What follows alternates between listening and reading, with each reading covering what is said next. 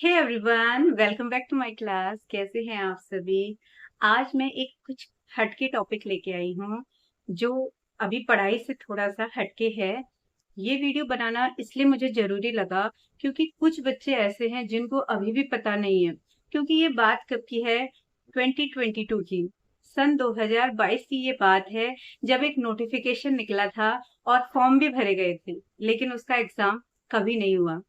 तो और सब भूल भी गए, और भूलना भी चाहिए था क्योंकि उसके बाद कोई उस बारे में किसी ने कोई बात नहीं करी।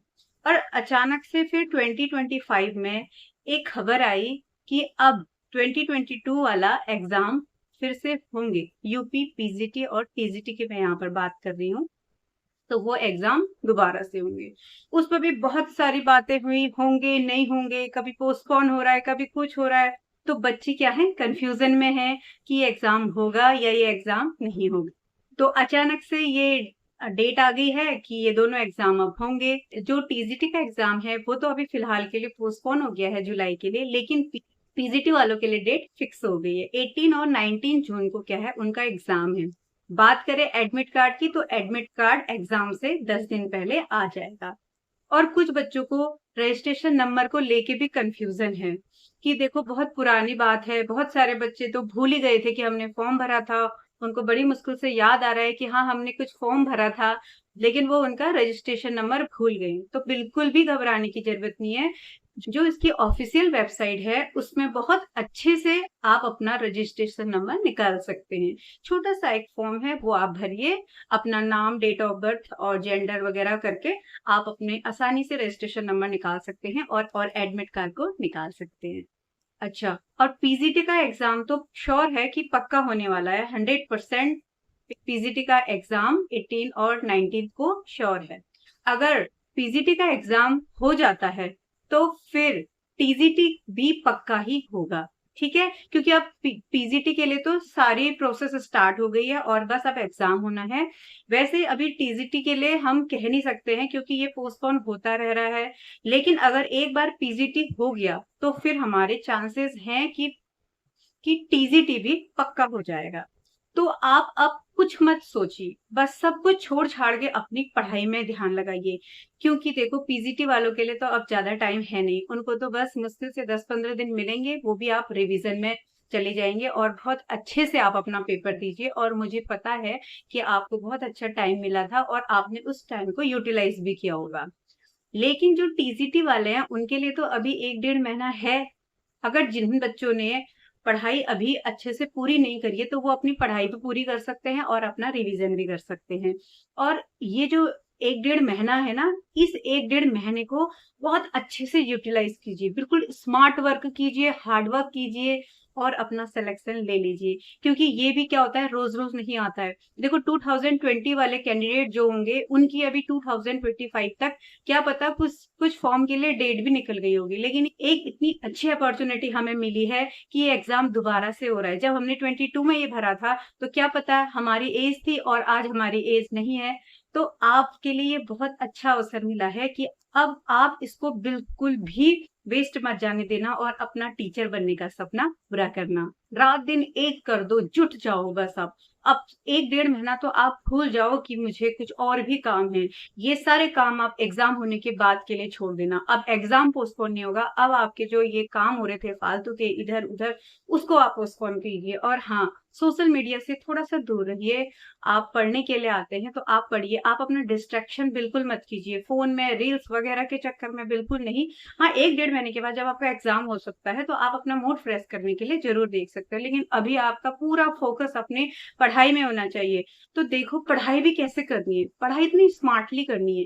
अब जिन बच्चों ने जिस तरीके से भी पढ़ाई कर रखी है ठीक है, लेकिन आप क्या कीजिए, सबसे पढ़ाई करने का सबसे अच्छा तरीका क्या होता है, जितना भी आपने पढ़ाई कर ली है तो अगर आप पीजीटी वाले हैं तो पीजीटी का सिलेबस निकालिए, अगर आप टीजीटी वाले हैं उसका सिलेबस निकालिए, जो भी आपका सब्जेक्ट है।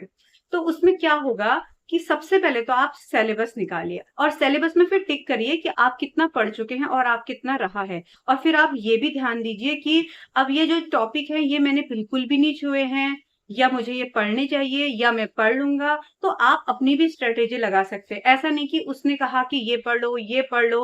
अगर वो क्वेश्चन आपको टफ लगता है तो आप क्या कीजिए, उसको देख लीजिए, लेकिन आप उसमें ही मत खो जाइए। आप जो आपने पढ़ा है आप उसका रिविजन कीजिए, और जो पार्ट आपका स्ट्रॉन्ग है आप उसको ऐसा स्ट्रॉन्ग कीजिए कि कहीं से भी क्वेश्चन आ जाएगा तो वो आपसे छूटेगा नहीं। ठीक है, सिलेबस तो बहुत जरूरी है। जब भी आप पढ़ाई करते हैं तो आपके हाथ में एक सिलेबस होना चाहिए, प्रिंट आउट निकाल लेना आप, और देखते रहना कि आपने क्या पढ़ा है। देखो, पढ़ाई तो बहुत है, आप कितना भी पढ़ो वो कम ही है। लेकिन एक बुक है, आपने कोई भी बुक उठा के पढ़ना शुरू करा और पढ़ते चला गया, पढ़ने का कोई अंत है क्या? नहीं। तो सिलेबस क्या हेल्प करता है कि जैसे मैं क्या पढ़ाती हूँ, बायोलॉजी पढ़ाती हूँ, ठीक है, तो मैं बायोलॉजी की बात करती हूँ। सपोज बायोलॉजी में कोई पार्ट है नॉन कोडेट का।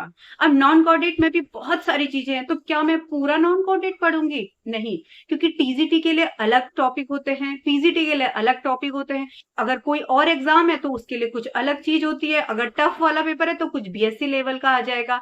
लेकिन जो पीजीटी होता है उसके टॉपिक्स अलग हैं, सिलेबस में point to point, topic to topic दिया है। जैसे क्या है, नॉन कॉर्डेट्स है, और नॉन कॉर्डेट्स में क्या है, हम ऑर्थोपोडा पढ़ रहे, तो ऑर्थोपोडा में हम बिल्कुल ऑर्थोपोडा नहीं पढ़ेंगे, क्योंकि हमारे उसमें मस्किटो है, कॉकरोच है, और एक दो चीजें हैं, तो हम सेलेक्टेड चीज पढ़ेंगे, हम वही पढ़ेंगे। नहीं तो ऑर्थोपोडा में तो जितने कीड़े मकोड़े होते हैं सब आते हैं, तो क्या हम सब पढ़ दें? नहीं, ऐसा नहीं करना है, हमें सिलेबस के अकॉर्डिंग पढ़ना है।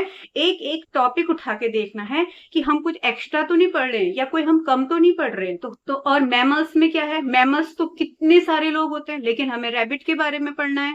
तो ऐसे हमें क्या करना है, सिलेक्शन करना है। हमें अपनी पढ़ाई का भी सिलेक्शन करना है कि हमें क्या पढ़ना है और क्या छोड़ना है। सिलेबस तो है ही है, लेकिन उसके साथ साथ अब पीवाईक्यू भी जरूर जरूर जरूर कीजिए, क्योंकि पीवाईक्यू से आपको पता चल जाएगा कि आप कितने पानी में हैं। ऐसा होता है कि जब हम पढ़ाई करते हैं तो हमें लगता है कि हमें सब कुछ आ गया है, लेकिन जैसे हम क्वेश्चन बनाने लगते हैं तो फिर हम अटक जाते हैं। तो आप क्या करिए, पहले पीवाईक्यूज देखिए, प्रीवियस ईयर क्वेश्चन पेपर देखिए, उसमें से क्या कीजिए, कोई क्वेश्चन को देख लीजिए। अगर वो क्वेश्चन आप बना पा रहे हैं तो इसका मतलब आपकी तैयारी अच्छी है। और आप क्या कीजिए, जो क्वेश्चन आपको समझ नहीं आ रहे हैं तो आप उसी टॉपिक को एक बार और देख लीजिए। आप एक बार दो बार देखेंगे तो वो इजीली आगे आ जाएगा, क्योंकि वो आपने पढ़ चुका है। इस पेपर को होने के लिए हमें बहुत टाइम मिला है, तो समझो जो बच्चा अपना पढ़ाई बहुत टाइम से कर रहा है, तो उसने कितना पढ़ लिया होगा, उसने घोट लिया होगा। मतलब कंपटीशन बहुत बढ़ गया है, क्योंकि क्या हो गया, इस एग्जाम को होने में 3-4 साल लगे हैं, और जो 4 साल से तैयारी कर रहा है तो उसने बहुत तैयारी कर ली है।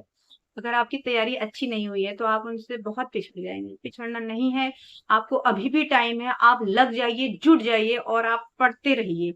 1.5 महीने का है, 1.5 महीने में आपको सिलेक्शन लेना है और अपने टीचर बनने का सपना पूरा करना है। और जिसने टीजीटी बायोलॉजी का फॉर्म भरा है वो मेरे चैनल से बायोलॉजी के वीडियोस देख सकता है, आपको जरूर वहां से कुछ ना कुछ हेल्प जरूर मिलेगी।